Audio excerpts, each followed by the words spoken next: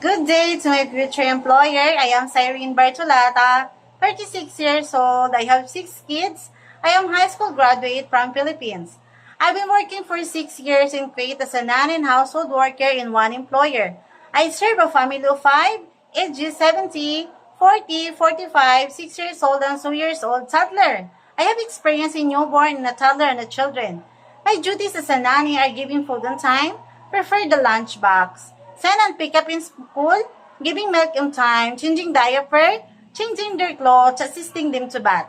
They treat me like their sister. My other duties are cleaning, ironing, washing the clothes, washing the dishes, gardening, marketing, car washing. I hope you can give me a chance to be part of your family because I am loyal, honest, flexible, trustworthy. I will love your children as my own family. I hope to see you soon. Thank you very much. Twinkle, twinkle, little star, how I wonder what you are. Thank you very much.